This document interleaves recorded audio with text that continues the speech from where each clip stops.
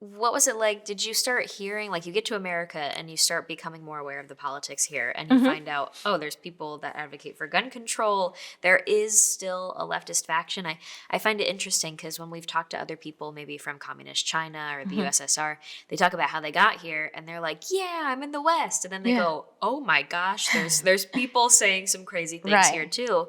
But at least there's more of a dynamic between the right and the left, and in general, we're more central. But what were you thinking, hearing for the first time leftists and liberals say the same dangerous ideas? Well, I didn't want to have anything to do with them. I thought at the beginning, I was like, who are these people? Uh-huh. Like, why are they even here? Hmm. This is just insane. And so I immediately aligned with the conservatives, Hmm. listening to these ideologies, and me coming from there, I always thought that they were completely out of whack. Yeah. I guess at the beginning, my main concern is just the language. Hmm. I remember, I'll never forget that. Oh, did you speak English or not? No, very, That's a challenge. very, Hmm. very little spoke. But I listened to the Univision, I listened to the Hispanic TV shows Hmm. and the Hispanic news, and they kind of tend to go, I don't know why, on the left. Hmm. Yeah, ironically. And I was like, I just didn't get it. But I remember listening to Obama talking that he didn't come from a spoon, how do you call it, like a silver spoon fed or Silver something. spoon, yeah. And that, I was like, that's it. I don't like that. Mm. I didn't like it. I mean, I didn't come from that. I mean, we come from a poor family too, but in my head was like, I don't care what is, if you're rich, poor. I want to hear what is that you're gonna do for the country. What are your policies? I don't like that distinction. Let's hate, the rich, the poor, because you are white, because you're. I just never liked that. Venezuela. Most people don't know Venezuela is a very diverse country. From the 70s, because of that golden era, people from all over the world.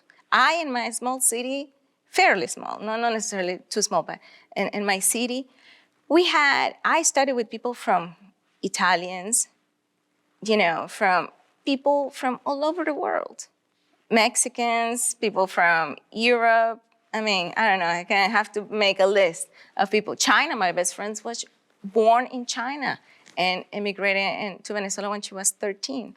So I grew up with immigrants, and we never saw each other as you are less than me, or you have less opportunities than me because I'm Venezuelan. We were all in the same field.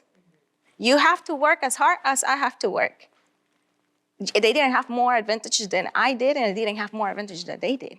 If I didn't do my grades and they worked harder, they'll go up and have their degrees and everything. Yeah.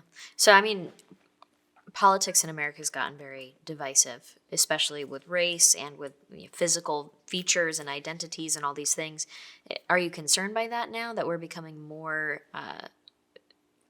divisive based on what you look like, and we're hiring people for what you look like, we're hiring people for their status versus their merits and their Perhaps experience? this will answer your question. Yeah. I've never called myself a minority, Mm. ever. I've never considered myself a minority. Never. I'm like, when people say, you're a minority, I'm like, no, I'm not. Mm-hmm. I'm not. First of all, because of what I told you earlier, that I grew up with immigrants, and they work so hard. And I never see them as less than me. They were my classmates. They were people I saw as owners in the grocery store or neighbors. They were not less than I was. I never saw them like that. So here in the United States, the connotation of minority or this group and that is like you're less. It's almost like I'm not intelligent enough. Like you think I'm not capable enough. No, you're wrong. I'm not that. I am capable enough. I am strong enough. So I'm not that minority that you think I am. Yeah. Now, what about, this is a good one. What do you think about that Latinx term that they keep using? Well, it took me like for surprise in my class in psychology. I'm like, what is this? No, I think it's just, again, trying to put names, trying to rearrange ideologies and philosophies and identities. I am not a Latinx. Yo soy Latina.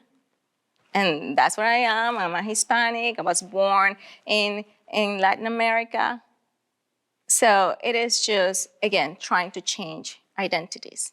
And I don't think that's not good. And I don't think Latinos will let that go slide easily. No, if you look at like the poll numbers on that, I can't believe they're still using that term because most humans look at it and go, what? Except for, I think, the white, liberal, college-educated group. That's the only one that's like, this is a good idea.